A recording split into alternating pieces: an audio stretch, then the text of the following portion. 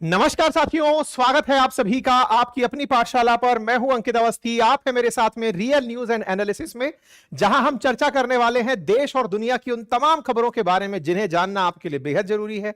ऐसे में आज के सेशन की शुरुआत हमेशा की तरह मोटिवेशनल कोटेशन से, और आज की कोटेशन है कि अपने लक्ष्यों को कभी ना भूलें और उन पर अपना ध्यान रखें। जब आपका मन पूरी तरह से अपने कार्यों पर केंद्रित होगा तो आप निश्चित रूप से सफल होंगे। अर्थात तस्मा बुद्धाय युजस्व च योगी संख्यपि योग्यताम एकम वाक्षरम च्युतम यक्ष इक्षामि तदम ब्रह्मा। कहने का कुल मिलाकर अर्थ यह है साथियों कि अपना लक्ष्य अगर आपके ध्यान में है तो ऐसे में आप लक्ष्य प्राप्ति के लिए दिमाग में कोई अन्य विकल्प ना लेकर आए। संकल्प वही जिसमें विकल्प ना हो, और जब आपका संकल्प बेहतर होगा तो निश्चित ही आप अन्य छोटी मोटी बाधाओं को पार करते निकल जाएंगे। और जब जब मोटिवेशन कम लगने लगेगा तब आप अपने अंदर एक नई ऊर्जा को पाएंगे। आइए इसी के साथ आज के सेशन की शुरुआत और जानने का प्रयास। क्या है पहली खबर? खबर पहली है, हमजा जिंदा है। हमजा कौन? Hamza bin Laden. नाम जब हमजा बिन लादेन हो तो बिन लादेन सफिशिएंट है यह बताने के लिए कि ओसामा से कोई रिलेशन होगा। जी हां, इसकी 20 संतानों में से एक है।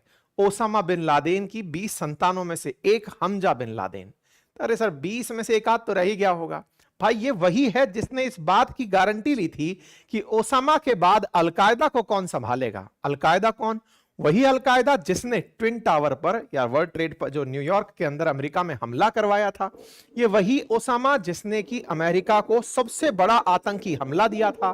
3000 लोगों की जान जिसमें गई थी। उस हमले का जिम्मेदार ओसामा बिन लादेन।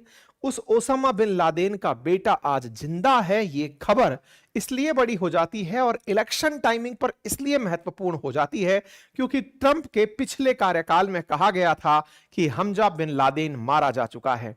जैसे बाइडेन के जो पहले वाले नेता थे इन्हीं की पार्टी से, बाइडेन की पार्टी से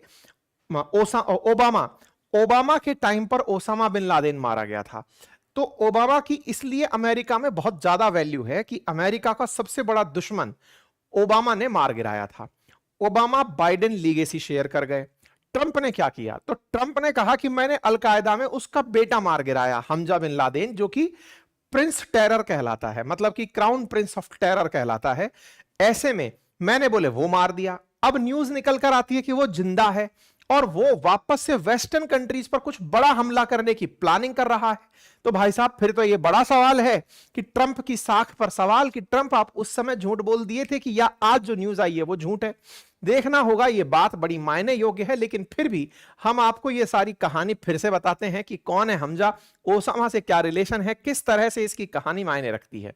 मेरे प्यारे साथियों, सुर्खियों में जैसे आप देख रहे हैं कि bin Laden killed by US force in Pakistan, तो क्यों अमेरिका को अपना सबसे बड़ा दुश्मन ओसामा बिन लादेन लगा? कैसे ओसामा बिन लादेन बना? कैसे हमजा बिन लादेन पनपा?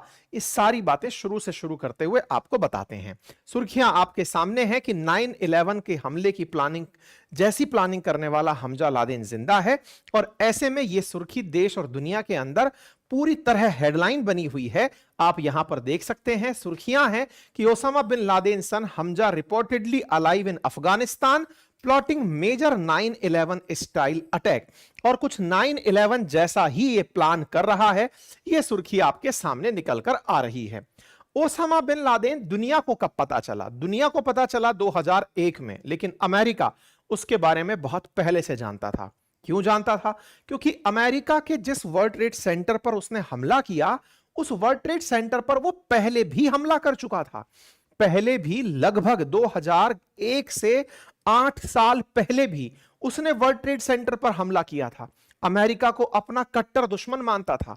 अमेरिका पहले से ही उस पर इनाम रखता था, उसे मोस्ट वांटेड मानता था। लेकिन 2001 के बाद तो सारी की सारी हदें पार ही हो गई थी। ऐसे में 2001 में जब दुनिया ने ओसामा बिन लादेन को जाना, उसके बाद तो अमेरिका उसके खात्मे के लिए आगे ही आ गया। लेकिन शुरुआत ओसामा की कैसे हुई, एक बार के लिए आज के सेशन में जान लेते हैं। साथियों, ओसामा बिन लादेन एक काफी पैसे वाले घर का बेटा था। कहते हैं कि इसका जो बाप था सऊदी अरब के जेद्दाह के अंदर एक यमन कंस्ट्रक्शन कारोबारी था, मोहम्मद बिन लादेन के नाम से जाना जाता था। मोहम्मद सऊदी के किंग फैजल के करीबी मित्र हुआ करते थे। उन्होंने अपना बिन लादेन ग्रुप शुरू किया था, जो कि मक्का मदीना की जो मस्जिदें हैं इनका रेनोवेशन का कॉन्ट्रैक्ट लिया करता था। 1968 में पिता की मौत के बाद 13 साल की उम्र में लादेन और उसके भाइयों को लगभग 19 अरब रुपए मतलब 300 मिलियन डॉलर की संपत्ति विरासत में मिली थी। यानी कि यह कोई गरीब नहीं था जिसे बरगला दिया गया हो, जिसका किसी ने ब्रेन वॉश कर दिया हो। बढ़िया पैसे वाला आदमी, बढ़िया कंस्ट्रक्शन कंपनी चलाने वाला आदमी। कहां जन्म लिया था? तो जेद्दाह में जन्म लिया था। जेद्दाह कहां है? लाल सागर के अंदर सऊदी अरब का एक छोटा सा शहर है, मक्का के नजदीक पड़ता है। मक्का मदीना के अंदर जो मस्जिदें हैं उनका रेनोवेशन का काम इसके बाप के पास हुआ करता था। यह काम करता था, बढ़िया से लाइफस्टाइल इंग्लिश जीता था, नाइट क्लब जाता था, शराब पीता था। ये सब बातें इसलिए क्योंकि जिन चीजों को बाद में इसने नापाक बताया वो पहले वो सारी हरकतें खुद करता था।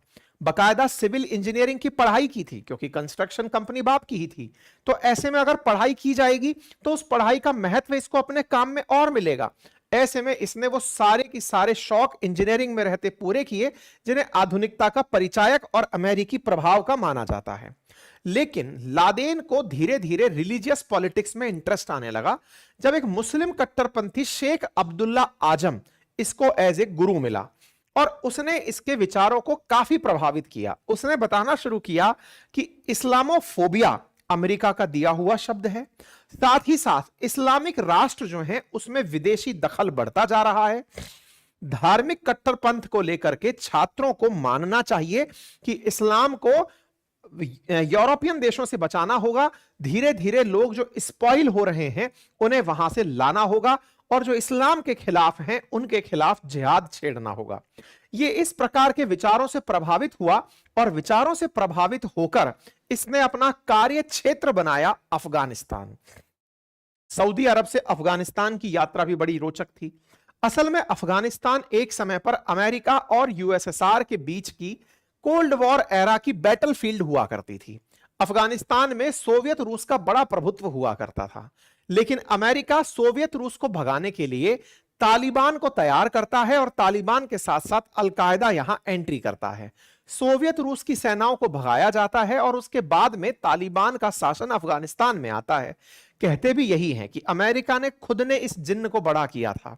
ऐसे में अफगानिस्तान की जो स्थिति थी वहां पर अफगान वॉर की वजह से लादेन धीरे धीरे पनप रहा था, क्योंकि अफगान में सोवियत रूस को भगाने के लिए जो वॉर छिड़ा था उस समय कंस्ट्रक्शन का काम फिर से इसी की कंपनी ने लिया था। कहते हैं कि इसने वहां पर रहकर लोगों की मदद पहुंचाने के लिए एक गुट बनाया जिसका नाम ही दाबेस रखा था।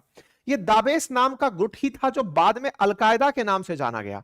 मतलब इसका कुल मिलाकर के अफगानिस्तान में रिकंस्ट्रक्शन का कारोबार था, जिसने अपनी कंपनी इस तरह से बनाई थी कि लगभग 35 से अधिक देशों में इसकी प्रेजेंस हो गई थी और ये वहां पर पहुंचकर कंस्ट्रक्शन एंड रीबिल्डिंग का काम किया करता था।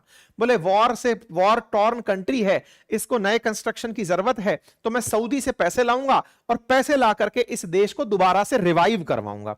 इस प्रकार से ये सऊदी से निकला आदमी अफगानिस्तान को अपना क्षेत्र बना चुका था और अफगानिस्तान इसका एज ए वर्क प्लेस हो गया था। वर्क प्लेस के दौरान ही इसका परिवार का भी क्रम आगे बढ़ने लगता है, शादी की जिंदगी, शादीशुदा जिंदगी आगे बढ़ने लगती है। प्राप्त डेटा के अनुसार इसकी 6 बीवियां थी, उनसे 20 संतानें पैदा हुई। उन 20 संतानों में से हमजा, जिसका आज हम जिक्र कर रहे हैं, यह इसका खैरिया सबर के साथ पनपा हुआ बच्चा था। ऐसे में इस ओसामा की शादी से पहले का कालखंड और परिवार के साथ बढ़ते जाने का कालखंड, 3 बीवियों के साथ अफगानिस्तान शिफ्ट हुआ था। तो क्यों हुआ था, अब वो सुनो। कुछ इस तरह से कहानी हुई कि सूडान, जो कि अफ्रीकी देश है, वहां पर लादेन ने अपना संगठन बनाने के लिए और फंड इकट्ठा करने के लिए आतंकियों को ट्रेनिंग कैंप की सुविधा देना शुरू किया। ऐसे में धीरे धीरे मुस्लिम देशों में अमेरिकियों को खदेड़ने का काम शुरू हुआ। कहते हैं कि इसने 1993 में अमेरिका के वर्ल्ड ट्रेड सेंटर पर हमला किया और बकायदा एक ट्रक में बम लगाकर वहां पर ट्रक छोड़ दिया, जिससे 6 लोगों की मौत हुई।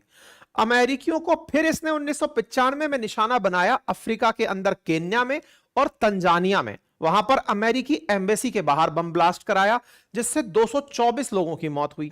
1996 में अमेरिका के दबाव में आकर सूडान ने लादेन को अपने देश से बाहर निकाल दिया। तब यह अपने साथ अपने 10 बच्चे और 3 बीवियों को लेकर अफगानिस्तान पहुंच गया। अमेरिकी फोर्सेस के खिलाफ इसने यहां पर जिहाद का ऐलान कर दिया। 1998 में अमेरिका की एक कोर्ट में एम्बेसी पर हमले के आरोप में लादेन को दोषी ठहराया और उस पर $50 लाख का इनाम घोषित किया गया। यानी 1998 में ही अमेरिका इसे मोस्ट वांटेड बना चुका था। $50 मिलियन का इनाम बड़ी रकम होती है कि अगर कोई इसके बारे में सूचना देगा तो उसे इतनी इनाम मिलेगी। इसका मतलब यह हुआ कि जब यह अमेरिका की FBI की मोस्ट वांटेड लिस्ट में टॉप पर शामिल हो गया, उसके बाद भी इसने 2001 में अमेरिका पर हमला किया। यानी पहले से ही मोस्ट वांटेड था और फिर यह 11 सितंबर को 2001 में ट्विन टावर पर हमला करता है। 3000 से अधिक अमेरिकियों की मौत होती है और उसी समय अमेरिकी सरकार फिर इसको मारने के लिए अफगानिस्तान को टारगेट करने का काम लॉन्च कर देती है। 2001 से 11 के बीच अफगानिस्तान में नाटो फोर्सेस ने मिलकर खूब बम बरसाए, लेकिन इसका कोई कुछ बिगाड़ नहीं पाया, क्योंकि यह अफगानिस्तान से पाकिस्तान शिफ्ट हो गया था। 2011 में पाकिस्तान के एटबाबाद में अमेरिकी सील कमांडोज ने इस ओसामा बिन लादेन को उसके घर में घुसकर मारा। साथियों, पाकिस्तान के एटबाबाद में इसका मरना दुनिया भर में बहुत क्रिटिसाइज हुआ कि अमेरिका जिस पर सबसे ज्यादा यकीन कर रहा था, दैट वाज पाकिस्तान, जो कि अफगानिस्तान में हमला करने के लिए बेस दे रहा था, वही पाकिस्तान ओसामा को भी रहने की जगह दे रहा था। यानी कि आस्तीन में सांप था, अमेरिका को बस भाप इसकी बाद में पता चली थी। ऐसे में अमेरिका ने बिन लादेन को मारा, दुनिया भर में सुर्खियां बनी और इन्हीं सुर्खियों के बीच में चर्चा में आया हमजा, जो आज सुर्खी में है। हमजा इसलिए सुर्खी में है क्योंकि 2011 में ओसामा मारा गया था।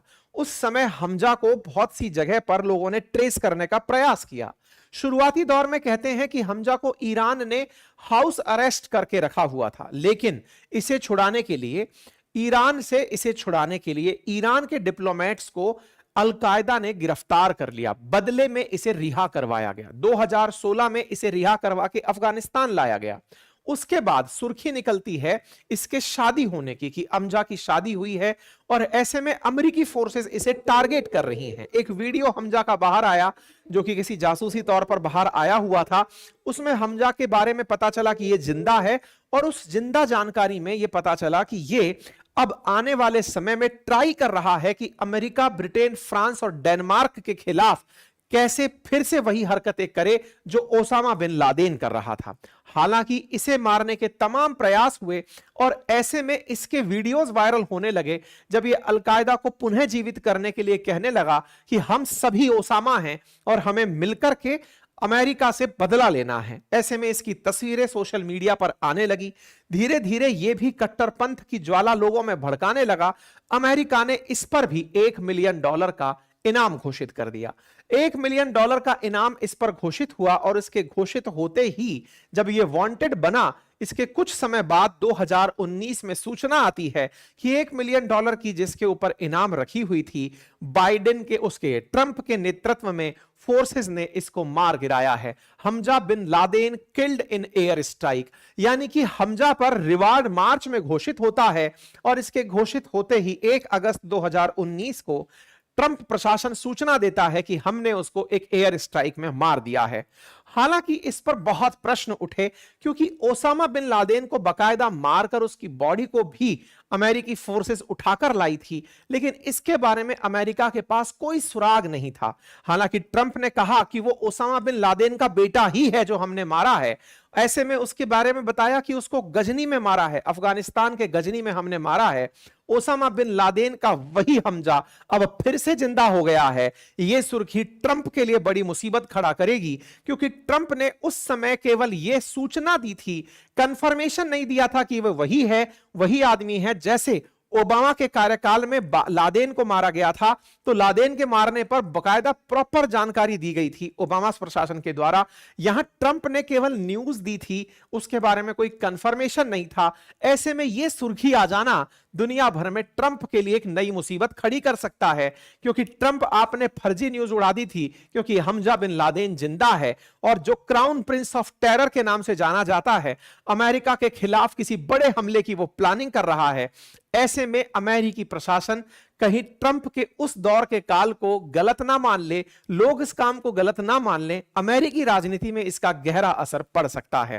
खैर, फिलहाल के लिए पता चल रहा है कि हमजा अपने साथ 450 स्नाइपर्स रखता है, जिनकी सुरक्षा में वो रह रहा है, और अमेरिका को इसकी बड़ी चिंता है। दुनिया अपने आप में एक बड़े खतरे की आहट फिर से देख रही है कि अलकायदा, क्योंकि ओसामा बिन लादेन के बाद अल जवाहिरी ने संभाला था, उस अल जवाहिरी को भी अमेरिका ने मार गिराया था।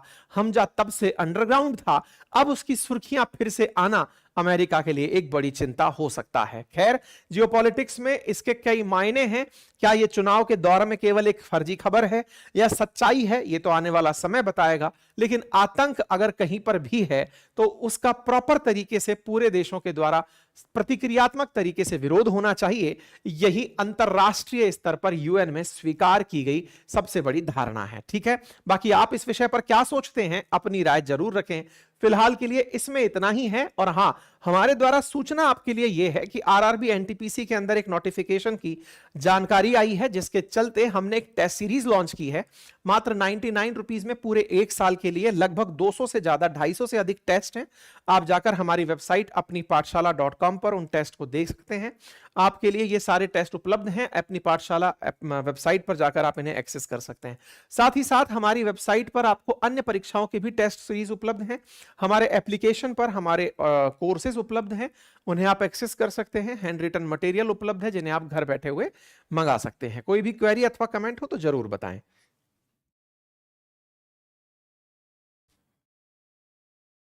ठीक है,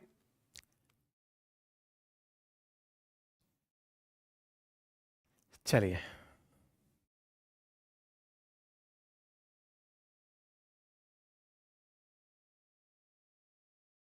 बढ़े आगे। केजरीवाल केजरीवाल जेल से बाहर आ गए। केजरीवाल जेल से बाहर आए और बाहर आते ही सूचना दे दिए कि मैं अपने पद से इस्तीफा दे रहा हूं। पद से इस्तीफा किस दिन दे रहा हूं? जिस दिन मोदी जी का हैप्पी बर्थडे है। कब है? कल, यानी कि 17 सितंबर को। मोदी जी 74 साल के हो रहे हैं। केजरीवाल उस दिन इस्तीफा देंगे, यानी कि सुर्खियों में एक साथ दो चीजें चलेंगी कि क्या 75 के होते ही मोदी जी राजनीति से संन्यास ले लेंगे, या फिर केजरीवाल संन्यास ले चुके हैं क्योंकि सीएम पद से इस्तीफा दे रहे हैं। दो बड़े बेसिक प्रश्न यहां पर केजरीवाल से जुड़कर निकल कर आए। नंबर एक, जेल में 177 दिन बिता चुके केजरीवाल, यानी लगभग 6 महीने का समय बिता चुके केजरीवाल अपना सीएम पद नहीं छोड़े, अचानक जेल से बाहर निकलने के बाद सीएम पद क्यों छोड़ दिए? जहां पूरी तरफ दिल्ली के अंदर अपोजिशन में बैठी बीजेपी एनी टाइम डिमांड करती रही कि जेल में मुख्यमंत्री है, पद से इस्तीफा नहीं दे रहे, लेकिन वो बाहर आते हैं और बाहर आकर इस्तीफा दे देते हैं। जो चीज जेल में होते हुए हो सकती थी वो बाहर आते ही क्यों हुई? पहला बड़ा सवाल तो आज के सेशन में यही जानेंगे। और दूसरा बड़ा सवाल जो आज के सेशन में जानेंगे वो ये कि ऐसे समय पर इनको जमानत क्यों मिली जिस समय पर हरियाणा में चुनाव है। दो बेसिक प्रश्न हैं, इन दोनों बेसिक प्रश्नों को ध्यान में रखते हुए आज का सेशन है। तो आइए आज केजरीवाल जी के इस इस्तीफे की जो कहानी है, इसके पीछे की कहानी जानेंगे और जमानत के पीछे की भी कहानी आज के सेशन में जानने का प्रयास करेंगे।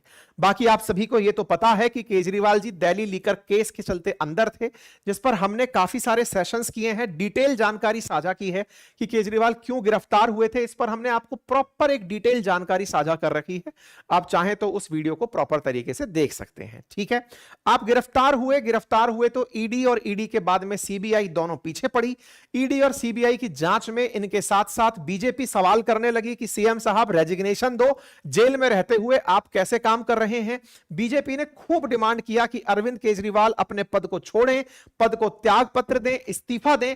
पूरे टाइम अपोजिशन में दिल्ली में बैठी बीजेपी इनसे पद पर इस्तीफा मांगती रही कि आप भ्रष्टाचार के चार्जेस में ईडी और सीबीआई ने फ्रेम किए हैं जो चार्जेस, उसमें आप जेल में हैं, ऐसे में आपको अपने पद से इस्तीफा देना चाहिए। लेकिन वो इस्तीफा तब तो नहीं दिए और अब निकल कर आते हैं और केजरीवाल अपने पद से इस्तीफा दे देते हैं। अप्रैल 15 को तिहाड़ जेल में गए थे। उसके बाद से इनने कई बार अपने लिए जमानत याचिकाएं लगाई। उन जमानत याचिकाओं में पहले ईडी के केस पर तो इन्हें जमानत मिल गई थी, लेकिन जैसे ही ईडी ने जमानत दी, तुरंत ईडी के केस में जैसे ही जमानत मिली, तुरंत सीबीआई ने इनकी गिरफ्तारी की डिमांड कर ली, तो ये जेल से जेल ही ट्रांसफर हो गए। यानी कि इन्हें फाइनली उस समय पर बेल नहीं मिली थी। जेल और बेल की ये जो कहानी चल रही है, इसमें सुप्रीम कोर्ट ने एक बहुत बड़ा प्रश्न सीबीआई पर उठाया है और कहा है कि भैया सीबीआई, आप पिंजरे में बंद एक तोता हैं, इसकी इमेज से बाहर निकलिए। आपके केस में कोई दो राय नहीं है, आपने जो केस बनाया, जांच बिठाई, समझ में आता है। लेकिन ईडी ने जिस समय जमानत दी, मतलब ईडी के मामले में जिस समय जमानत मिली, आप उसी समय अपना केस ले आए। ये आपके इंटेंशन पर बड़ा सवाल खड़ा करता है कि इधर इनके केस में जमानत मिल रही है, आप तुरंत से आकर के अपना केस ले आ रहे हैं। तो लोग आप पर सवाल ये करेंगे कि आपको चलाने वाले लोग और हैं जिनके इशारों पर आप चल रहे हैं, यानी आप पिंजरे में बंद तोता हैं। सुप्रीम कोर्ट ने केजरीवाल जी को जमानत देते समय यह तल्ख टिप्पणी सीबीआई को भी दी। ऐसे में केजरीवाल जी बाहर आते हैं। केजरीवाल जी बाहर आते हैं और ऐसे में आकर कहते हैं कि मैं 2 दिन के अंदर इस्तीफा दे दूंगा, 2 दिन में इस्तीफा दे दूंगा। 17 तारीख के दिन इस्तीफे की डेट तैयार होती है और डेट तैयार होती है। इसमें हाँ, ये मैं लाइन दोबारा आपको सुना दूं कि 21 मार्च को अरेस्ट किया था, 26 जून को सीबीआई ने उन्हें जेल से ही हिरासत में ले लिया था। तो 2 जजेस की बेंच ने जब इनको जमानत दी तो उस समय साफ रूप से यह कहा कि सीबीआई को निष्पक्ष दिखना चाहिए, हर संभव प्रयास किया जाना चाहिए ताकि गिरफ्तारी में मनमानी ना हो। जांच एजेंसी को पिंजरे में बंद तोते की धारणा को दूर करना चाहिए। केस्ड पैरर, साथियों ये बहुत बार यूज किया गया शब्द है। अक्सर ये माना जाता है कि जो सीबीआई जैसी जांच एजेंसीज हैं, ये केंद्रीय गृह मंत्रालय के अधीन आती हैं। तो गृह मंत्रालय जिस पार्टी के पास होता है वो अपने तरीके से इनसे कार्य कराता है, अपनी सरकार को बरकरार रखने के लिए कार्य कराता है। तो ऐसे में सुप्रीम कोर्ट का सीबीआई पर इतनी तल्ख टिप्पणी कर देना, यह सीबीआई की साख पर गहरा निशान है। और ऐसे में सीबीआई को भी चाहिए कि वो लाख अच्छे कार्य कर ले, लेकिन जब सुप्रीम कोर्ट की ऐसी टिप्पणी आपके ऊपर हो कि आप पिंजरे में बंद एक तोते के समान कार्य कर रहे हैं, तो यह लोकतंत्र के लिए भी एक बहुत बड़ा खतरा है। खैर, फिलहाल के लिए हम अब इससे भी आगे बढ़ते हैं कि सुप्रीम कोर्ट ने फाइनली इन्हें बेल दे दी। शराब नीति मामले में जो गिरफ्तार थे उनमें से अधिकांश लोगों को अब तक बेल मिल चुकी है। शराब नीति केस में केजरीवाल 177 दिन तक जेल में रह आए और उसके बाद जब बाहर आए तब आकर के इन्होंने कहा कि फर्जी केस के अंदर जेल बिताने के बाद घर पर पहुंचे और अपने परिवारजनों से मिले। मतलब इन्होंने प्रॉपर तरीके से लोगों से मिलकर के बातचीत की, अपने पार्टी कार्यकर्ताओं से, परिवारजनों से, मंदिर वंदिर जाकर के सब तरह की बातें की। तो अब निकल कर आए कि केजरीवाल साहब, आप जब जेल में थे तो इस्तीफा नहीं दिए, बाहर आकर इस्तीफा क्यों दिए? तो भाई आइए एक एक करके कारण खोजते हैं। केजरीवाल साहब तो साफ बता रहे हैं कि भाई मैं जनता के सामने अग्नि परीक्षा देना चाहता हूं। जब तक जनता नहीं कह देगी कि मैं से सही हूं, मैं ईमानदार हूं, मैं दोबारा पद पर नहीं बैठूंगा। यह केजरीवाल साहब का ऑफिशियल स्टैंड है कि मैं ईमानदारी के चलते, यानी कि भ्रष्टाचार के चलते जेल गया था। अब दिल्ली की जनता को लगता है कि मैं भ्रष्टाचारी हूं, तो भाई साहब मैं पद छोड़ रहा हूं। मैं माता सीता की तरह अग्नि परीक्षा दे रहा हूं। 14 साल के वनवास के बाद भी सीता माता को अग्नि परीक्षा देनी पड़ी थी। मैं जेल के बाद अग्नि परीक्षा देता हूं और कहता हूं कि मैं अपनी तरफ से तभी पद पर बैठूंगा जब दिल्ली की जनता मुझे सही सिद्ध कर देगी। ठीक है साहब, इस अग्नि परीक्षा के पीछे की कहानी अब हम जानते हैं एक एक करके। पहली शर्त जो है ना, वो आपको जाननी चाहिए कि केजरीवाल साहब इस्तीफा देने पर मजबूर क्यों हुए। पॉइंट नंबर 1, इन्हें जब जमानत मिली तो वो बहुत ही कठिन कंडीशंस पर मिली है। यानी कि इन्हें जो बेल मिली है वो निर्दोष होने पर नहीं मिली है। अभी इन पर केस संभवतः 15 से 20 साल और चलेगा। इन्हें अभी गिल्टी मतलब नॉट गिल्टी प्रूव नहीं किया गया है। अभी इन्हें केवल जेल से बाहर भेजा गया है कि जब तक सिद्ध नहीं हो जाता कि आप इस केस के अंदर प्रमुख आरोपी हैं या फिर आप पर जो आरोप लगाए हैं आप उसके अंदर दोषी हैं, तब तक आप जेल से बेल पर बाहर हैं। अब जो बेल की कंडीशंस दी गई, जमानत की कंडीशंस दी गई, उसमें पहली कंडीशन डाली गई कि यह मुख्यमंत्री कार्यालय नहीं जा सकेंगे। तो जनाब, जब व्यक्ति मुख्यमंत्री कार्यालय ही नहीं जा सकेगा तो फिर वो मुख्यमंत्री बनकर क्या करेगा?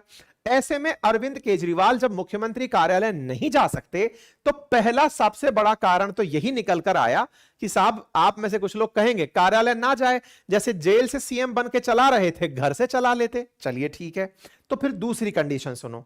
दूसरी कंडीशन बेल में दी गई है कि वो किसी सरकारी फाइल पर साइन नहीं करेंगे। तो फिर साइन कौन करेगा? जब आप सीएम होते हुए साइन नहीं कर सकते तो इसका मतलब फिर एलजी करेगा।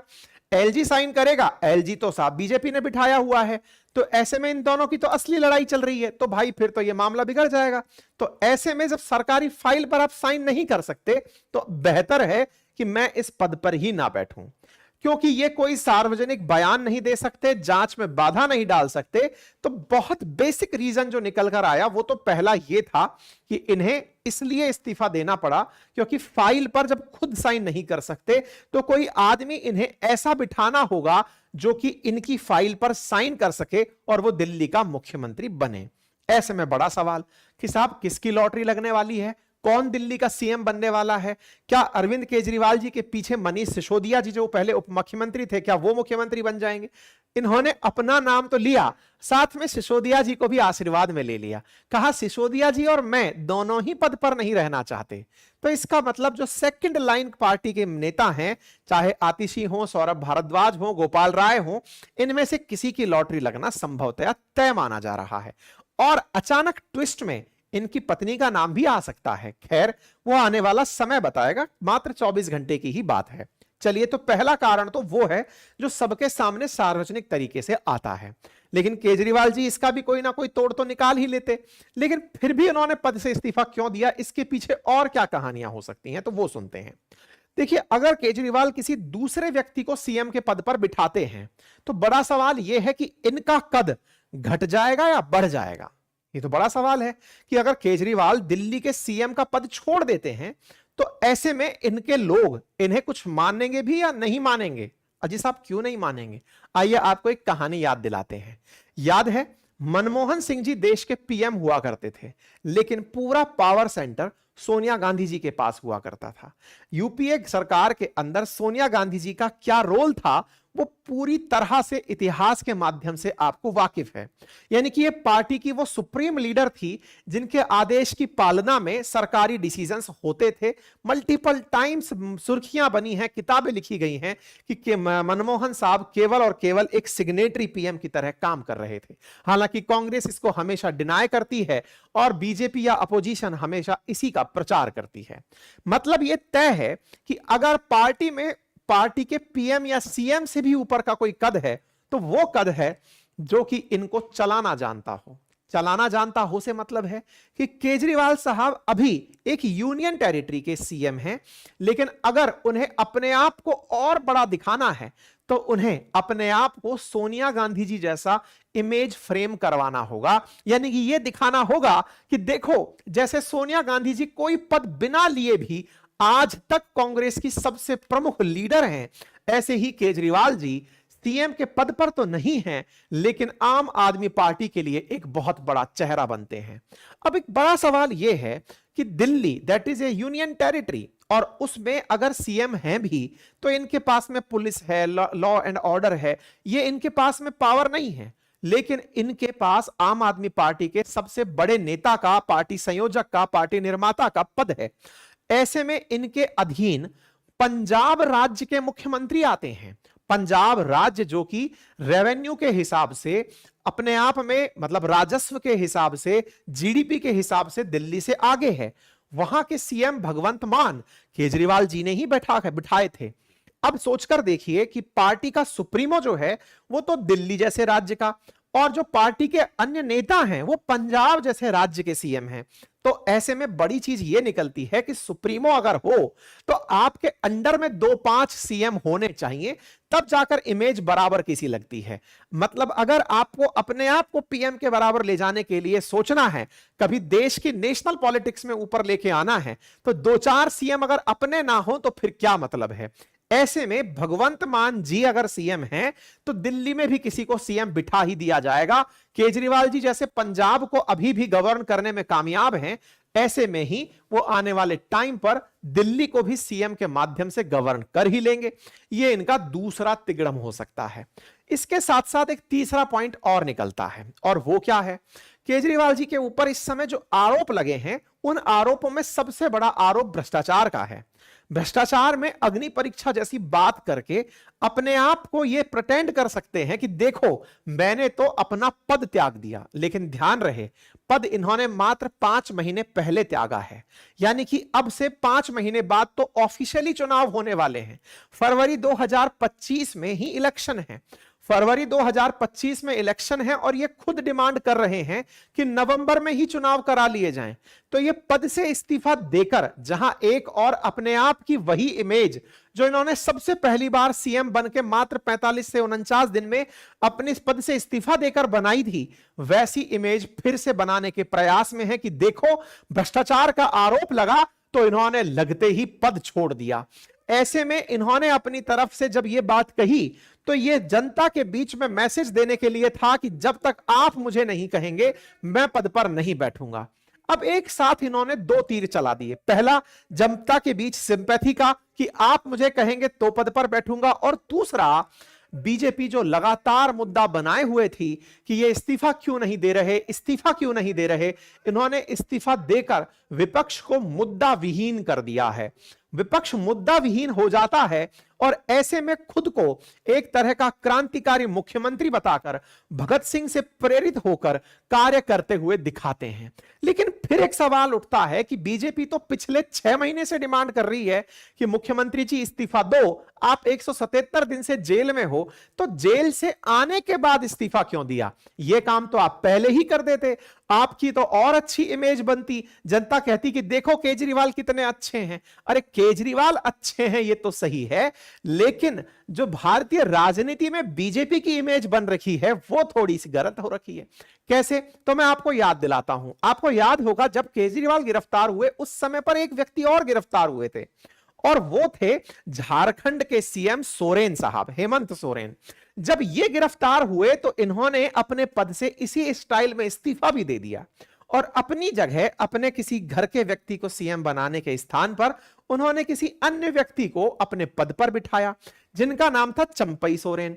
और चंपई सोरेन जैसे ही पद पर बैठे उन्होंने पद पर सीएम की शपथ तो ले ली, लेकिन झारखंड में जब हेमंत सोरेन वापस लौटकर जेल से आए तो चंपई सोरेन पार्टी छोड़ दिए और छोड़ करके वो बीजेपी का दामन थाम लिए। मतलब यह हुआ कि जिसको अगर सीएम पद पर जेल में रहते हुए बिठाया वो व्यक्ति पार्टी तोड़कर दूसरी तरफ जाने की अगर फिराक में रहा, ऐसे में तो यह काम केजरीवाल जी के साथ भी हो सकता था। अगर वो जेल में रहते किसी को मान लीजिए सीएम बना देते और उस सीएम का पता नहीं बाद में जाकर के वो मिल जाता पार्टी में दूसरी में, तो भाई साहब ये तो उन पर गहरा सवाल हो जाता। गहरा सवाल हो जाता तो केजरीवाल जी ने अपने कंट्रोल में रखते हुए कि मैं बाहर आया अब जाकर इस्तीफा दिया, ताकि अब कोई जाएगा तो भी मैं पीछे से चीजें मैनेज कर ले जाऊंगा। अर्थात इनका इस समय पर यहां पर आकर के अपने पद को छोड़ना कई तरीके की राजनीतिक समीकरणों को समझाता है, और जब कई तरीके की समीकरण समझ में आती हैं तो राजनीति के तो पक्के जानकार केजरीवाल जी हैं ही, उन्हें यह भी पता है कि इनको तोड़ने के लिए और क्या तरीके हो सकते हैं। ऐसे में इन्होंने अपने 5 महीने के कार्यकाल को एक तरह से समझिए कि बलिदान देते हुए, अपने हाथ में चूंकि पावर नहीं थी तो उसे और अच्छे से जाते हुए दिखाकर अपने आप को दिखाया कि देखो मैं तो कितना सही आदमी हूं, मेरे ऊपर खामखा इस तरह से अपने आप में आरोप लगाए जाते हैं। अब यहां तक तो सारी बातें समझ में आती हैं कि केजरीवाल जी की ये राजनीतिक मंशा थी, इसलिए उन्होंने अपने आप की इमेज को साफ करने के लिए ये सारा काम किया ताकि दिल्ली में बीजेपी को कोई मौका ना दिया जाए। अब बीजेपी मुद्दा विहीन हो जाएगी क्योंकि ये तो साहब इस्तीफा दे दिए। लेकिन एक बड़ा सवाल और बनता है, और वो बड़ा सवाल ये है कि केजरीवाल जी आपने ये इस्तीफा दिया, समझ में आया, लेकिन अभी आपको बेल क्यों मिली? अभी बेल क्यों मिली, यह प्रश्न बड़ा क्यों है? भाई बेल के लिए ईडी ने आपको पहले बेल, ईडी के केस में आपको जून के आसपास बेल मिली, सीबीआई ने गिरफ्तार कर लिया, अभी आपको बेल मिली, इससे फिर से न्यायपालिका पर प्रश्न खड़े होने लगते हैं। क्यों साहब? क्योंकि हाल ही के दिनों में न्यायपालिका प्रधानमंत्री मोदी जी से करीबी के चलते सुर्खियों में रही है। मैंने इस पर एक सेशन किया था जिसमें मैंने यह बताया था कि डीवाई चंद्रचूड़ साहब और मोदी जी गणपति पूजा के समय आपस में मिले थे और सीजेआई से मिलने के लिए प्रधानमंत्री उनके घर पर गए थे।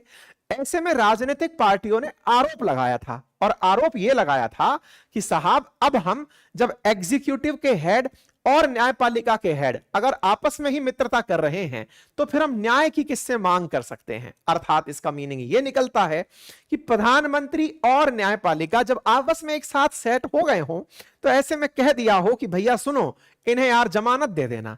अब आप पूछेंगे इससे बीजेपी का क्या फायदा? अरे गजब राजनीति है साहब। हमने एक पॉडकास्ट किया था, अगर आपको ध्यान हो तो बेहतर है, अदरवाइज हमने बीजेपी के राष्ट्रीय प्रवक्ता के साथ एक पॉडकास्ट किया था जिसमें हमने उनसे यह सवाल पूछा था कि आपने मीडिया को तो खरीद लिया, ऐसा विपक्ष आप पर आरोप लगाता है, लेकिन क्या आपने न्यायपालिका को भी खरीद लिया है? ऐसा हमने सवाल क्यों किया? क्योंकि अभी हरियाणा में चुनाव है और हरियाणा के इलेक्शन में आम आदमी पार्टी 90 सीटों पर अपने उम्मीदवार उतारने का डिसीजन ले चुकी है। इंटरेस्टिंग बात समझिए, कांग्रेस और आम आदमी पार्टी लोकसभा चुनाव में मिलकर चुनाव लड़े थे, यानी कि इंडिया अलायंस बना था और वो मिलकर के चुनाव लड़ा था। लेकिन हरियाणा चुनाव में सीटों को लेकर समझौता नहीं हुआ। ऐसे में कांग्रेस और आम आदमी पार्टी दोनों ही 90 सीटों पर अपने उम्मीदवार उतार रही हैं, और दोनों का ही मुख्य प्रतिद्वंदी कौन है? 10 साल से सत्ता में हरियाणा में बैठी हुई बीजेपी। ऐसे में एक तरफ बीजेपी और उसके सामने विपक्ष में अब बटा हुआ जब विपक्ष होगा तो वो जो अपोजिशन के वोट बैंक हैं या अपोजिशन में बैठा हुआ जो वोट है वो वोट बट जाएगा, क्योंकि हरियाणा में आम आदमी पार्टी कई जिलों में अपना प्रभाव रखती है। कुरुक्षेत्र, करनाल, पानीपत, सोनीपत, गुरुग्राम, रेवाड़ी, झज्जर, भिवानी, यहां पर मजबूती के साथ आम आदमी पार्टी है। अगर वोट बंटते हैं तो इसका सीधा फायदा बीजेपी को होता है। ऐसे में जो बेल की टाइमिंग है उसे लेकर के फिर से राजनीतिक गलियारों में सवाल उतरते हैं कि साहब कहीं ये बेल भी तो प्लान्ड नहीं है कि जब गए हो मोदी जी मिलने और कह दिए हो चंद्रचूड़ साहब से कि सुनो साहब वो देख लेना यार, तो ठीक है सर देख लेते हैं, आइए थोड़ा इलेक्शन को और रोचक कर देते हैं, मामला त्रिकोणीय कर देते हैं। अभी जिस तरह से बीजेपी वर्सेस कांग्रेस हो रखा है, अब एक थर्ड प्लेयर और सामने ले आते हैं और उस प्लेयर की वजह से मामला त्रिकोणीय होता है और विपक्ष के वोट बचते हैं, तो संभवतया कांग्रेस को प्रॉपर तरीके से वो हालत, वो अच्छे वोट ना मिले जिसकी कांग्रेस कल्पना कर रही थी। ये सब राजनीति है भाई, ऐसा राजनीति के जानकार कह रहे हैं। बाकी आप इस विषय पर क्या सोचते हैं, अपनी राय जरूर रख सकते हैं। हां, गैस वर्क ये जरूर करते रहिएगा कि आने वाले समय में सीएम ऑफ दिल्ली कौन होगा, क्योंकि केजरीवाल जी तो अपने पद से इस्तीफा दे रहे हैं। प्रमुख चर्चाओं में आतिशी, कैलाश गहलोत, सौरभ भारद्वाज, गोपाल राय हैं, लेकिन लास्ट मोमेंट पर जो चर्चा में आई हैं वो इनकी खुद की पत्नी सुनीता केजरीवाल हैं। देखना होगा कि कल किसके लक में दिल्ली के मुख्यमंत्री की सीट आती है, लेकिन इससे पहले आप किसे मानते हैं जल्दी से कमेंट बॉक्स में बता दें। जानकारी पसंद आ रही हो तो साथियों से साझा करें, चैनल पर नए हैं तो सब्सक्राइब करें, लाइक एंड शेयर करना बिल्कुल ना भूलें, और हां, हमारी वेबसाइट अपनी पाठशाला.com नियमित विजिट करते रहें, क्योंकि हमने आरआरबी एनटीपीसी की भी टेस्ट सीरीज लॉन्च कर दी है और तमाम प्रकार की टेस्ट सीरीज आपके लिए यहां पर उपलब्ध हैं जिन्हें आप एक्सेस कर सकते हैं। हमारा एप्लीकेशन अपनी पाठशाला, आपके लिए तमाम प्रकार के कोर्सेज उपलब्ध हैं, आप उन्हें एक्सेस कर सकते हैं। हैंड रिटन नोट्स अपने घर पर मंगा सकते हैं। कोई क्वेरी अथवा कमेंट हो तो जरूर पूछें।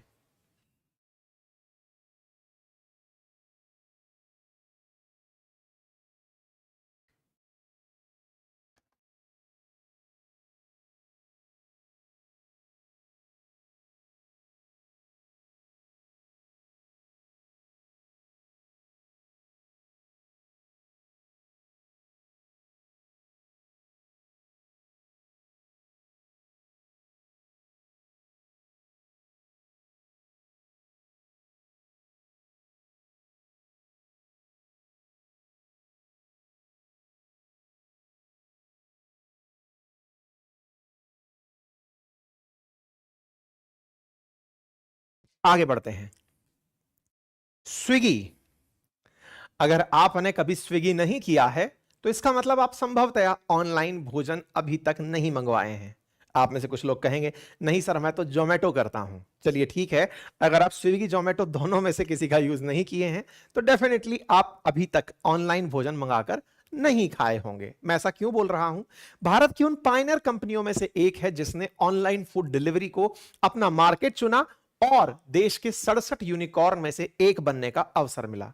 साथियों, आज स्विगी की चर्चा क्यों कर रहे हैं? क्योंकि स्विगी ने सेबी से परमिशन मांगी है कि सर हमें भी अपने को शेयर मार्केट में लिस्ट करने का अवसर दें, अर्थात आईपीओ लाने का हमें भी मौका दें, इनिशियल पब्लिक ऑफरिंग लाने दें। अर्थात सीधा सा अर्थ यह है कि जल्दी ही अब जोमेटो की तर्ज पर स्विगी भी शेयर मार्केट में लिस्ट होने के लिए आने वाली है।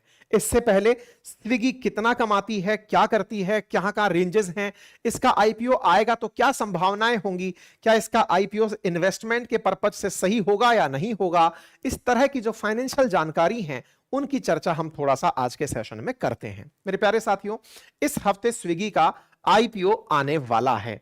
ऐसे में आज की जानकारी इस बात पर कि हम लोग स्विगी के बारे में क्या जानते हैं, क्या इसका इतिहास है, क्योंकि अल्टीमेटली ये लोग $1 बिलियन तक मार्केट से इकट्ठा करने की प्लानिंग कर रहे हैं। चलिए बताते हैं। साथियों, स्विगी की कहानी यानी कि इसका कहां से शुरुआत हुआ उसके बारे में कहते हैं कि वर्ष 2013 की बात है। दो दोस्त हुआ करते थे, नंदन रेड्डी और श्री हर्ष मजेटी। दोनों अपना कोई बिजनेस करना चाहते थे और उस समय इन्होंने देखा कि जो कुरियर और शिपिंग सर्विसेज हैं ये बड़ी ही अनऑर्गेनाइज्ड हैं। इनको ऑर्गेनाइज्ड करने के लिए इन्होंने बंडल नाम से एक स्टार्टअप शुरू किया। हालांकि ये ज्यादा नहीं चल पाया, लेकिन दोनों की दोस्ती ठीक से चलती रही। हालांकि ये बंडल 1 साल बाद ही बंद करना पड़ा। दोनों पिलानी बिट्स से पढ़े हुए थे, दोनों को इंजीनियरिंग नॉलेज था और एक अच्छा एक्सपोजर था अपने एलुमनाई सर्कल का। इसी बीच में इन्हें कॉलेज से निकलने के बाद, मतलब दोनों लोग अपने इंजीनियरिंग करने के बाद स्टार्टअप किए, सफल नहीं हुआ और इस बीच में इनमें से एक मित्र मजेटी निकलकर लंदन चले जाते हैं, वहां नौकरी करते हैं, लेकिन फिर भी अपने दिमाग में खुद का स्टार्टअप करने का जुनून लिए चलते हैं। इसी बीच में मजेटी अपना जॉब छोड़ते हैं और वापस इंडिया आ जाते हैं। यहां पर बंडल चाहे पहले ही फ्लॉप हो चुका था, लेकिन इस बार नंदन और मजेटी ने हार नहीं मानी और शुरू करने का एक नया प्लान किया कि यार कुछ नया शुरू करते हैं। ऐसे में इनकी मुलाकात होती है एक अन्य दोस्त से जिसका नाम है राहुल जैमिनी, जो कि आईआईटी ग्रेजुएट थे और इन्होंने ई कॉमर्स साइट मिंत्रा पर काम किया हुआ था। इन तीनों ने मिलकर अपना एक नया स्टार्टअप शुरू करने का प्लान बनाया। तीनों किसी फ्रेश आइडिया की तलाश में जुटे। काफी ज्यादा विचार विमर्श करने के बाद इनके दिमाग में आया कि भारत की जो फूड डिलीवरी सर्विस है ये काफी अनऑर्गेनाइज्ड है, और जब ये काफी अनऑर्गेनाइज्ड है तो इसमें कुछ अच्छे विकल्प की तलाश की जाए। क्यों ना कुछ मिलकर इस फूड सेक्टर के लिए कुछ किया जाए। इन्होंने इसी के साथ स्विगी की शुरुआत की, यानी कि जब आपको खाना खाना हो तो विचार करिए स्विगी का। ऐसे में सबसे पहले शुरुआत इन्होंने बेंगलुरु से की। सबसे पहले इन्होंने बेंगलोर, जो कि एक टेक सिटी है, स्टार्टअप सिटी है, यहां पर कुछ डिलीवरी पार्टनर्स के साथ और लगभग 25 रेस्टोरेंट्स के साथ मिलकर अपनी कंपनी की शुरुआत की। यानी कुछ ऐसे रेस्टोरेंट्स जो अच्छा खाना बनाते हैं, लोग वहां खाने आना चाहते हैं, लेकिन समय के अभाव में वो खाना नहीं खा पा रहे, तो इन्होंने उनके खाने को ऑफिस से तक पहुंचाने के लिए एक इस प्रकार का सर्कल शुरू किया कि चलिए होम डिलीवरी इनकी उपलब्ध कराते हैं। यह प्रयोग सफल रहा। बहुत सारे रेस्टोरेंट्स का खाना अब वेबसाइट के थ्रू लोग ऑर्डर करने लगे, मनपसंद फूड को ऑर्डर करके बुक करने लगे और स्विगी की सर्विसेज लोगों को शुरुआत में पसंद आने लगी। 2015 के शुरुआती महीनों में इन्होंने अपना खुद का ऐप लॉन्च किया। इससे पहले ये वेबसाइट के थ्रू ही खाना ऑर्डर करवा रहे थे। 2015 में इनका ऐप लॉन्च हुआ और धीरे धीरे इन्होंने अपनी पकड़ को मजबूत करने के लिए लोगों को ऑफर्स देने शुरू किए।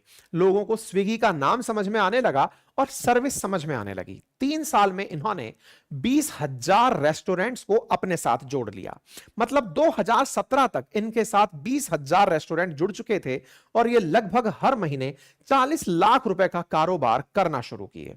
आज की जो डेटा दिखती है उसमें इनके पास 1,50,000 से ज्यादा देश भर में रेस्टोरेंट्स जुड़े हुए हैं, लगभग 5,000 से ज्यादा एम्प्लॉय इनके पास काम करते हैं और लगभग 2.5 लाख से ज्यादा डिलीवरी एग्जीक्यूटिव्स इनके साथ जुड़कर काम कर रहे हैं। 500 से ज्यादा शहरों में आज ये उपलब्ध हैं और 43% से ज्यादा आज का जो फूड डिलीवरी मार्केट है उसको स्विगी अपने पास कंट्रोल करता है। ऐसे में देश के अंदर फास्टेस्ट टॉप स्टार्टअप बनने का इन्होंने अपने साथ का एक लंबा सफर तय किया, यानी कि अपनी लॉन्चिंग के 4 साल के भीतर भीतर ही ये यूनिकॉर्न बन गए। 2014 में शुरू हुए, 2018 में 10,000 करोड़ की वैल्यूएशन के साथ ये कंपनी बन गए। और इंटरेस्टिंगली ये टाइम वो था जब कोरोना नहीं था। ऐसे में देश की 67 यूनिकॉर्न में से ये एक यूनिकॉर्न बनने में कामयाब हुए। पिछले रेवेन्यू पर अगर ध्यान दिया जाए तो फाइनेंशियल ईयर 2023 में लगभग $1 बिलियन का रेवेन्यू भी टच कर दिया। इसका मतलब यह था कि इन्होंने मार्केट में जो अपनी रीच बनाई वो काफी तेजी से लगातार चढ़ते हुए जा रही थी। अब जब इतना सब कुछ अच्छा था तो क्या कुछ बुरा भी था या सब कुछ ही अच्छा चल रहा था? यानी कि कंपनी लगातार बढ़ते जा रही थी। और जोमेटो और स्विगी की अगर हम बात करें तो 2023 में ये जोमेटो से आगे थी। यानी कि अगर हम बिलियन रुपीस में बात करें तो जोमेटो से ये लगभग 15 बिलियन रुपीस में आगे चल रही थी। वही जोमेटो जो कि अब मार्केट में ब्लिंकिट की वजह से और आईपीओ में आने की वजह से पॉजिटिव धन के अर्जन में है, लाभ कमा रहा है। स्विगी अपने खुद के दम पर आगे बढ़ते हुए जोमेटो से बड़ा मार्केट अपने साथ लेकर चल रही है। ऐसे में स्विगी जो कि जोमेटो से बिना पैसे इकट्ठा किए, जोमेटो ने तो आईपीओ ला दिया, स्विगी तो आईपीओ भी नहीं लेकर आया है और आईपीओ के बिना ही वो उससे आगे चल रहा है। ऐसे में अगर स्विगी का आईपीओ आता है तो कितना फायदेमंद होगा। और हां, इतना पैसा इनके पास कहां आया, कैसे आया? जो 500 से अधिक शहरों में ये फैल गए, इतने सारे लोगों की तनख्वाह देने में कामयाब हो गए, तो कैसे इनके पास पैसा आया? तो कहते हैं कि इनके पास में इन्वेस्टर्स आए। इन्वेस्टर्स कहां से आए? इनके पास में बढ़िया इन्वेस्टर्स हैं और उन इन्वेस्टर्स में इनके पास प्रोसेस जिसका लगभग 33% स्टेक स्विगी के अंदर है। ऐसे ही एसएल, सॉफ्टबैंक और इन्वेस्को, ये ऐसी कुछ कंपनियां हैं जो अमेरिकी कंपनी हैं जिनका इन्वेस्टमेंट इनके साथ, जैसे जो प्रोसेस है ये नीदरलैंड की कंपनी है, एसएल जो है वो अमेरिका की है, इन्वेस्को अमेरिका की है, सॉफ्टबैंक जापान की है। इन कंपनियों ने इन्हें इन्वेस्टमेंट दिया हुआ है। इन्वेस्टमेंट की वजह से स्विगी ने अपना मार्केट काफी बढ़िया बनाया हुआ है, यानी कि इनके शेयर होल्डर्स में ये बड़ी कंपनी शेयर होल्डर्स हैं। आज स्विगी को जो बड़ा चैलेंज मिल रहा है वो जोमेटो और ब्लिंकिट से मिल रहा है। ब्लिंकिट जो कि जोमेटो ही ऑन करता है और इसी बीच में जेप्टो नाम की एक कंपनी और आ गई है जो कि मार्केट में कड़ी टक्कर इन्हें दे रही है। साथ ही साथ में फ्लिपकार्ट भी अब इंस्टेंट डिलीवरी पर कार्य कर रहा है। ऐसे में मार्केट में लगातार कंपटीशन बढ़ रहा है।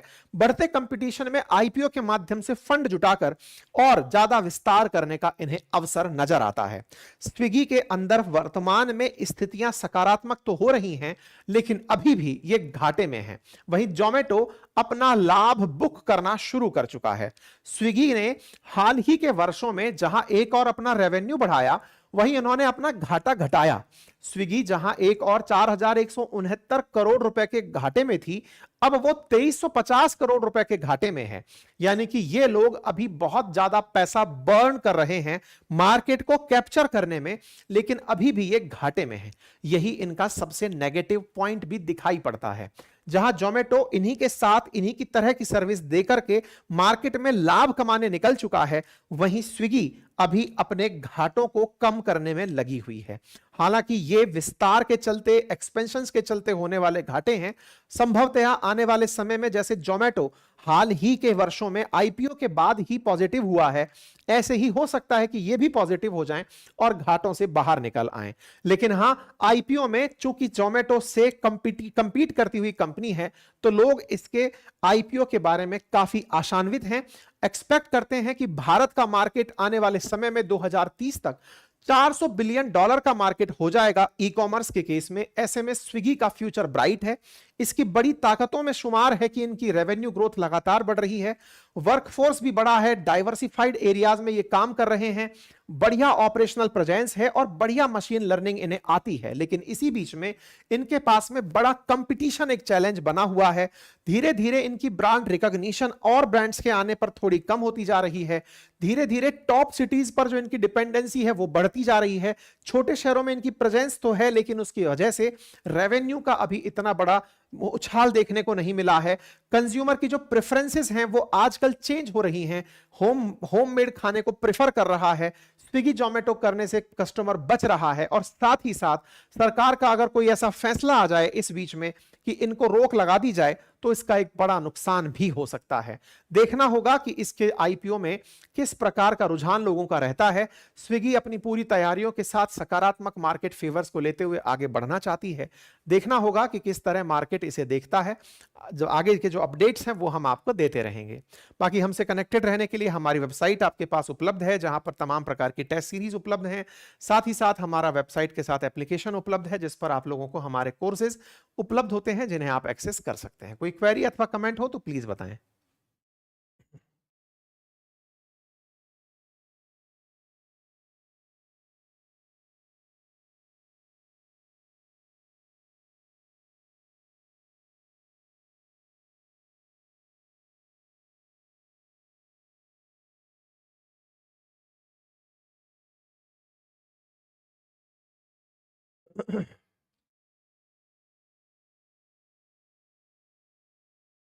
बढ़े आगे।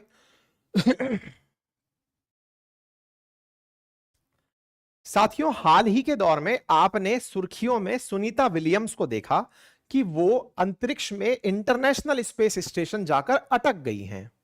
उनके अटकने की जब न्यूज को ज्यादा पढ़ा तो समझ में आया कि वो जिस विमान से गई थी, जिससे आना चाह रही थी, उसमें हीलियम लीक की घटनाएं आ गई थी। अगर आपको याद हो तो हीलियम लीक इन दिनों सुर्खियों में है। हीलियम लीक कैसे सुर्खियों में है, इसीलिए हम सवाल भी आज का यही कर रहे हैं कि हीलियम लीक असल में कैसे होता है और इसका रॉकेट में क्या यूज होता है। ऐसा हम क्यों कर रहे हैं?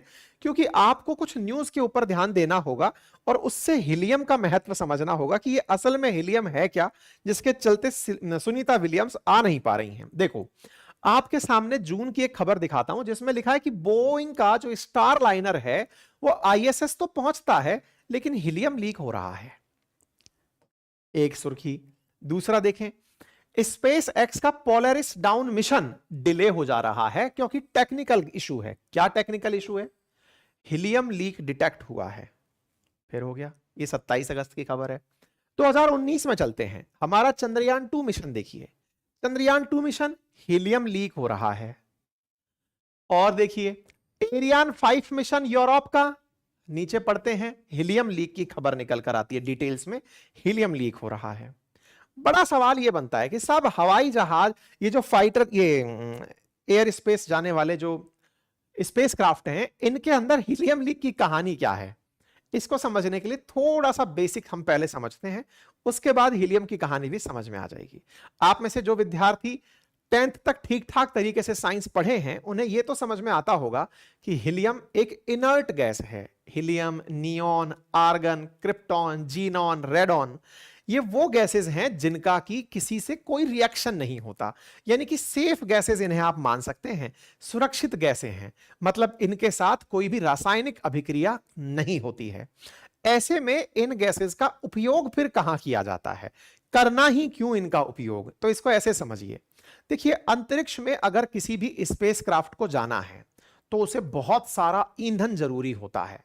ईंधन को कुछ ऐसे समझते हैं, जैसे आज अपन अपनी गाड़ी लेकर के कहीं निकलते हैं यात्रा में, तो हम अपने लिए डीजल, पेट्रोल, सीएनजी, जो भी गैस के मतलब साधन है वो हम यूज करते हैं ताकि हम अपने लिए ईंधन का उपयोग करके गाड़ी को आगे चलाएं। गाड़ियां जनरली 400, 500, 600, 700 किलोमीटर चली जाती हैं। लेकिन आप विचार कीजिए कि एक बड़ा रॉकेट जिसे बहुत ऊंचाई तक जाना है, उसे जाने के लिए ईंधन के रूप में क्या ऐसा साधन दिया जाए जो आगे जाकर गर्मी से ब्लास्ट भी ना हो, और दूसरा वो ईंधन इतनी पर्याप्त ऊर्जा रखता हो कि वो इंजन को लिफ्ट करने के काम आ सके। अब आप पूछेंगे कि ये कहना क्या चाहते हो? देखो मैं कहना यह चाहता हूं कि अगर कोई भी रॉकेट अगर धरती से ऊपर जा रहा है तो उसका असल मकसद धरती से ऊपर जाकर के अपने मिशन को पूरा करना है, ये तो सबको पता है। लेकिन इससे ज्यादा जरूरी है कि जब वो अपने साथ पेट्रोल डीजल लेकर उड़ रहा हो तो कहीं वो उसको आग ना पकड़ा दे। गर्मी के समय पर जब गाड़ियां चल रही होती हैं तो पेट्रोल और डीजल गाड़ियों में भी आग लग जाती है। आप सोचिए कि जब स्पेसक्राफ्ट उठता है और वो तेज हवा को काटते हुए ऊपर बढ़ता है, ना जाने कितनी स्पीड से, तो उस समय क्या हाल होता होगा। तो फिर बोले फिर क्या करें, तो फिर बोले फिर ऐसा कोई ईंधन डालो जो आग ना पकड़े, और अगर ईंधन है भी तो उसकी सुरक्षा ऐसे सुनिश्चित करो कि उसके फ्यूल टैंक तक हीट ना पहुंचे। बोले फ्यूल टैंक तक हीट ना पहुंचे, एक काम करो सर, बर्फ लगा दो, चारों तरफ से बर्फ ढक दो, नहीं पहुंचेगी। यार बर्फ तो पिघल जाएगी ना भाई, भाई रूम टेम्परेचर पर आते ही पिघलना शुरू हो जाएगा। बर्फ तो 0 डिग्री से ऊपर चल रही है, 0 से नीचे आते ही 1 2 3 में पहुंचोगे तुरंत आपको बर्फ पिघलना शुरू हो जाएगी। तो इसका मतलब तो यह हुआ कि बर्फ कोई अच्छा विकल्प नहीं है। तो बोले नाइट्रोजन गैस यूज कर लो, तो नाइट्रोजन का भी बॉइलिंग पॉइंट थोड़ा कम है। ऐसे में ऐसी गैस की जरूरत पड़ती है जो ईंधन के चारों तरफ रहे और उसे वो ठंडा रखे। इसमें 250 डिग्री सेंटीग्रेड से नीचे, यानी -250 डिग्री सेंटीग्रेड से नीचे हीलियम का उपयोग किया जाता है। हीलियम एक ऐसी गैस के रूप में यहां आती है जो अपने आप को ठंडा करते, मतलब ईंधन को ठंडा करती है, उसको चारों तरफ से बॉईल होने से रोकती है, क्योंकि वो उससे ज्यादा नीचे जाओगे तो जाके सॉलिड में बदलेगी, यानी कि आराम से टेम्परेचर को मेंटेन कर सकती है। और जब ईंधन जलने लगता है, ईंधन जाने लगता है, तो उससे रिएक्ट भी नहीं करती, पता चले कि हाइड्रोजन की तरह जल गई, ऐसा भी नहीं है। वो हीलियम, मान लीजिए कि आपने फ्यूल के रूप में ऑक्सीजन को या हाइड्रोजन को यूज किया है, जैसे जैसे वो खत्म होती जा रही है उसका स्थान हीलियम लेती रहती है, ताकि खाली डब्बा भी नहीं लगता। तीसरा, आसानी से मार्केट में उपलब्ध भी हो जाती है। क्या किलो के भाव पे मिलती है क्या? नहीं, पृथ्वी पर तो नहीं है, एटमॉस्फेयर पर तो नहीं है, लेकिन हां हमारे स्पेस में हीलियम मोस्ट अबंडेंट गैसों में से है। 33% के आसपास हीलियम की प्रेजेंस है स्पेस के अंदर। ये तारे, सूरज जो हैं, इनके अंदर गैस के भंडार के रूप में हीलियम के प्रचुर मात्रा में भंडार पाए जाते हैं।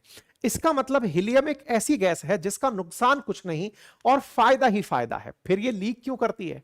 लीक करने के बारे में बताते हैं कि साहब होता क्या है कि जिस मशीन में आप गैस भर रहे हो, क्योंकि आजकल क्या हो रहा है ना कि जो स्पेसक्राफ्ट जा रहे हैं इनके फ्यूल में क्रायोजेनिक ईंधन भरे जा रहे हैं, यानी कि अत्यधिक कम तापमान पर उन्हें सॉलिड में बदला जा रहा है। सॉलिड बदलते हैं तब तो वो लीक होने का डर नहीं रहता, लेकिन सॉलिड को जैसे ही गैस में बदलने का मौका मिलता है वो तुरंत लीक हो सकते हैं। मशीन में से वो लीक ना हो जाए, क्योंकि बहुत ही उच्च दाब पर क्रायोजेनिक तकनीक काम करती है। तो ऐसा ना हो कि गैस कहीं से लीक हो, तो उसकी टेस्टिंग करने के लिए हीलियम को भरकर देखा जाता है।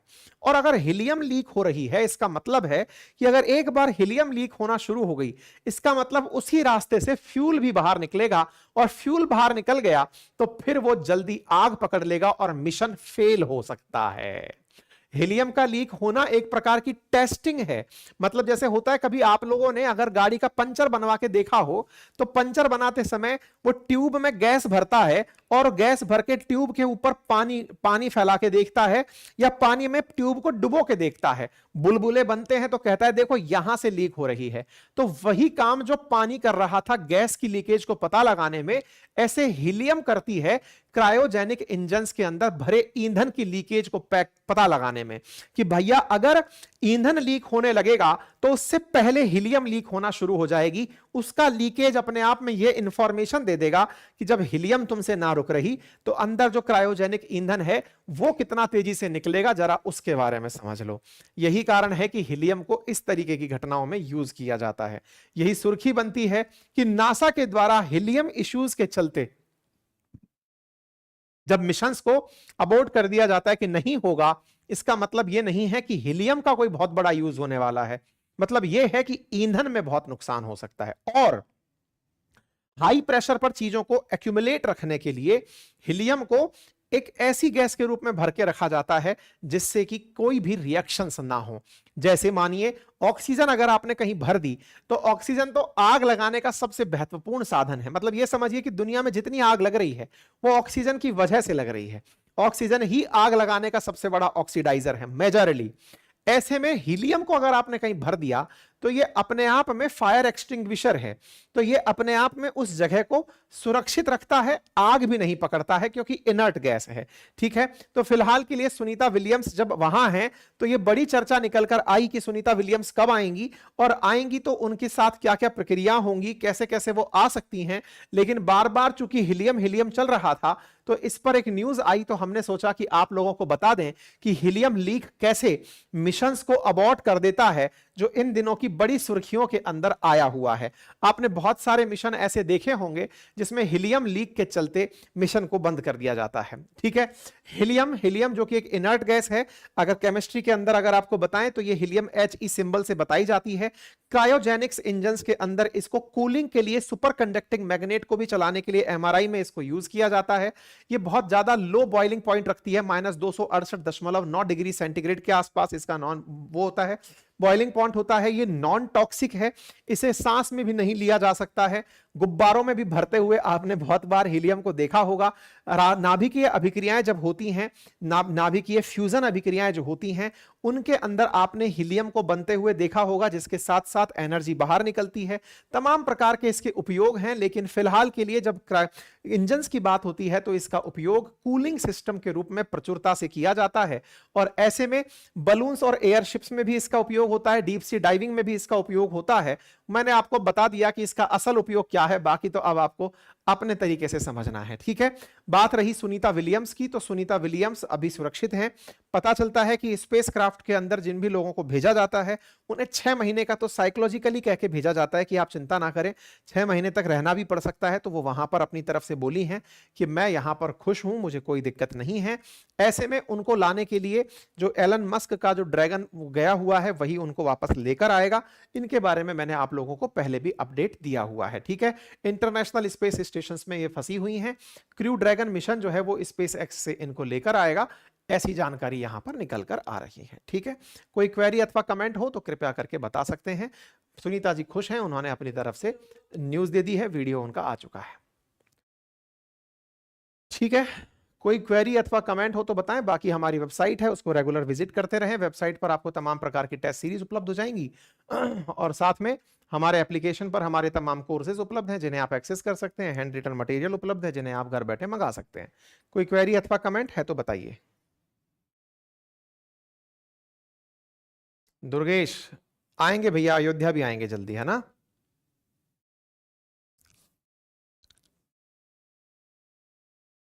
आने का है भाई, आते हैं।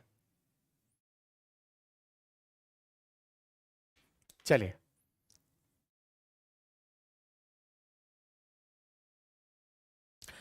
राष्ट्रीय सिटीजनशिप रजिस्टर के बारे में आपने सुना होगा, लेकिन क्या डॉक्टरों का भी एक रजिस्टर तैयार हो रहा है?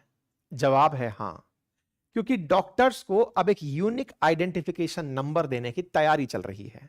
देश में कितने डॉक्टर हैं, अगर आपसे कोई यह जवाब मांगे तो आप लमसम आइडिया देते हैं। जो वेबसाइट पर उपलब्ध है आंकड़ा है 1.3 मिलियन डॉक्टर इंडिया में हैं।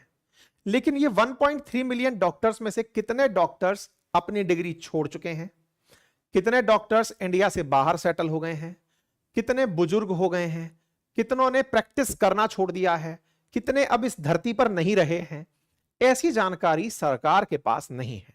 यानी कि एक ऐसा डेटाबेस उपलब्ध नहीं है जहां से सरकार को यह पता चले कि हमारे पास इतने डॉक्टर हैं, फला फला जगह पर हैं, और इतने डॉक्टर्स में से जरूरत पड़ी तो इन डॉक्टर्स को फलानी जगह पर काम के लिए भेजा जा सकता है। जैसे कोई राष्ट्रीय आपातकाल होता है, जैसे मान लीजिए कि अभी थोड़े दिन पहले कोरोना संकट आया, उस समय अगर हमारे को यह पता होता कि किस जगह कितने डॉक्टर हैं, किस क्षेत्र में कितने डॉक्टर हैं, उनका अगर एक यूनिफाइड डेटा हमारे पास उपलब्ध होता तो संभवतया और हम बेहतर तरीके से इस पूरी मतलब पेंडेमिक सिचुएशन को कंट्रोल कर पाते, इसके साथ मुकाबला कर पाते। अब यह आज की चर्चा क्यों हो रही है? चर्चा इसलिए हो रही है कि केंद्र सरकार इसकी तैयारी में है। क्या तैयारी में है? तो national Medical commission NMC doctors का रजिस्ट्रेशन स्टार्ट कर चुकी है एक यूनिक आईडी देने के लिए। डॉक्टर्स को एक यूनिक आईडी दी जाएगी नेशनल मेडिकल कमीशन के द्वारा, ताकि वो पूरे देश में अपनी एक सिंगल डिजिट आईडी से, यानी कि वो जो उनकी न्यूमेरिक आईडी है उससे रिकॉग्नाइज हो जाएंगे। ऐसे में ये खबर बड़ी खबर बनती है, all doctors to have unique ID, NMC National Medical Commission starts registration on its portal.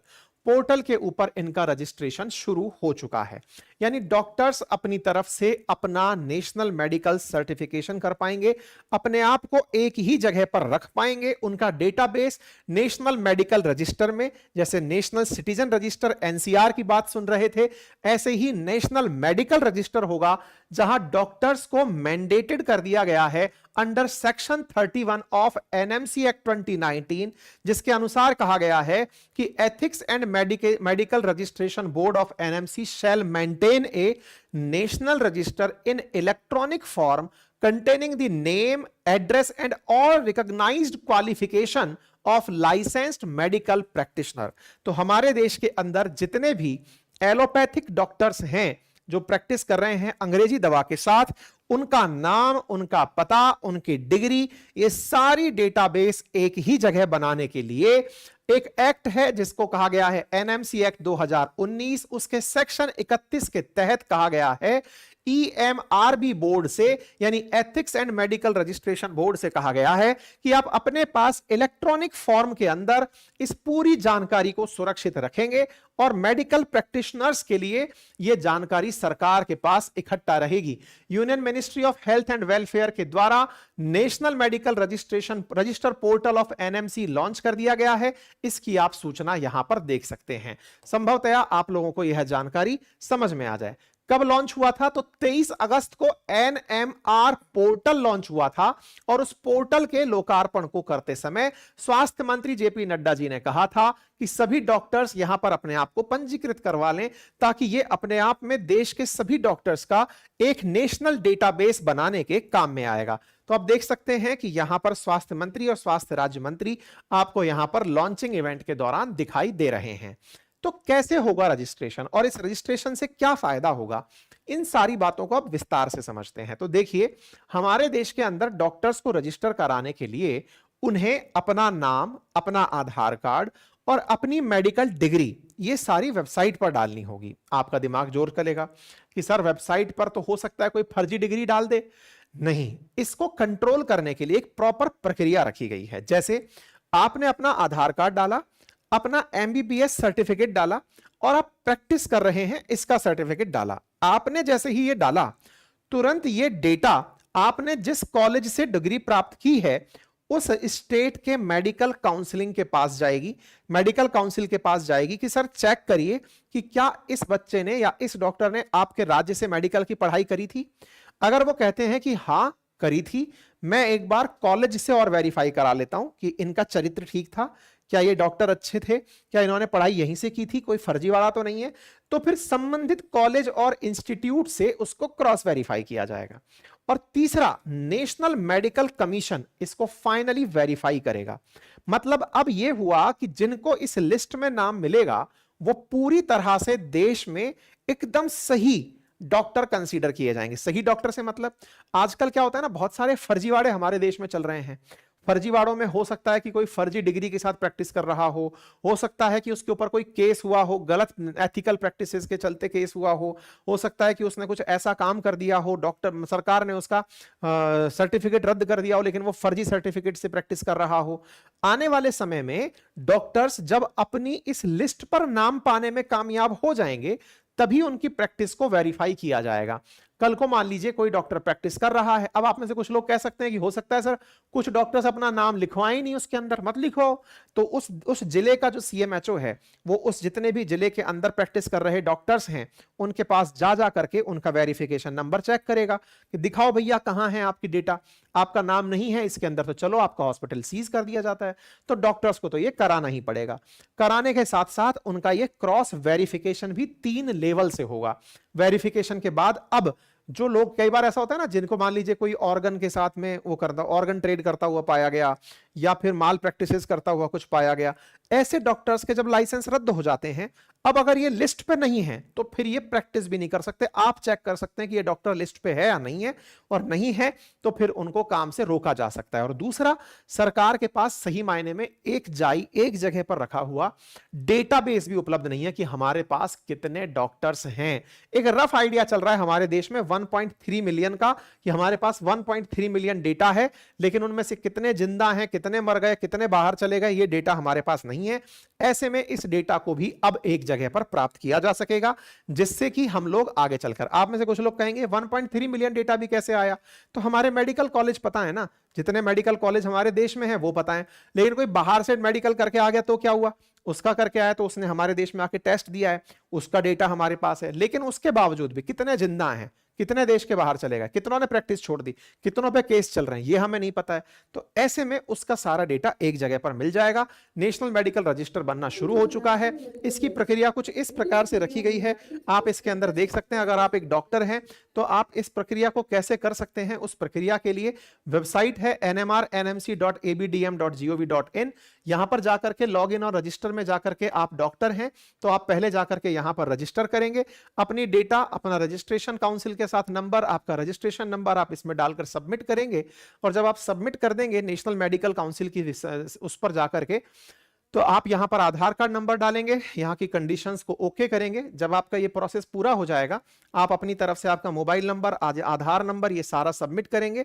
उसके बाद आपके वेरिफिकेशन हो जाने पर यहां पर आपसे आपकी डिग्री मांगी जाएगी, आप अपनी डिग्री को यहां पर सबमिट करेंगे, और डिग्री को सबमिट करके साथ साथ आप अपनी डेटा जानकारी पूरी तरह से यहां पर अपलोड करेंगे। तो यहां पर जिस प्रकार से आपने अपनी डेटा जानकारी सेट की, यहां पर फिर आपको पहुंच करके वापस से लॉगिन एज ए डॉक्टर अब लॉगिन करना है। और जब आपने पहले रजिस्टर कर लिया, उसके बाद लॉगिन करना है। लॉगिन करने के बाद अपने पासवर्ड और मोबाइल नंबर का यूज करते हुए आपने जब इसमें एंट्री की, तो इसके साथ साथ फिर आपको एनएमसी की वेबसाइट पर मौका मिलेगा कि आप अपनी डिटेल्स इसमें शेयर करें, अपनी डिटेल्स को क्रॉस चेक करें। जब आप अपना डेटा चेक कर लेंगे, अपना जो रजिस्ट्रेशन सर्टिफिकेट है उसको अपलोड करेंगे। उसको अपलोड करने के बाद में आप इसके अंदर एंट्री कर जाएंगे। ठीक है, तो इस प्रकार का कुछ प्रोसेस रखा गया है डॉक्टर्स के लिए, लेकिन ये भविष्य में देश को बहुत सारी परेशानियों से निजात दिलाने के अंदर काम आएगा। किसी भी ऐसी कंडीशन पे जिसको सरकार एक साथ वो करना चाहती है, हैंडल करना चाहती है, उसके लिए काफी मैटर करेगा। ठीक है, तो एक्ट के तहत ये किया जा रहा है। बाकी ये जानकारी थी। अगर आपको ये जानकारी पसंद आई हो तो साथियों के साथ साझा करें। चैनल पर नए हैं तो सब्सक्राइब कर लें। उम्मीद है कि आप सभी साथियों के साथ इस चैनल को साझा करेंगे। बाकी हमारी वेबसाइट पर जाइए, अपनी पाठशाला.com वेबसाइट पर। जिनको टेस्ट सीरीज ज्वाइन करनी है, टेस्ट सीरीज ज्वाइन कर सकते हैं। हमारा एप्लीकेशन अपनी पाठशाला है, जहां पर कोर्सेज उपलब्ध हैं। हमारे कोर्सेज के साथ साथ हैंड रिटन नोट्स भी आपको उपलब्ध हैं, आप उन्हें जाकर एक्सेस कर सकते हैं। आपका समय शुभ हो। बहुत बहुत धन्यवाद।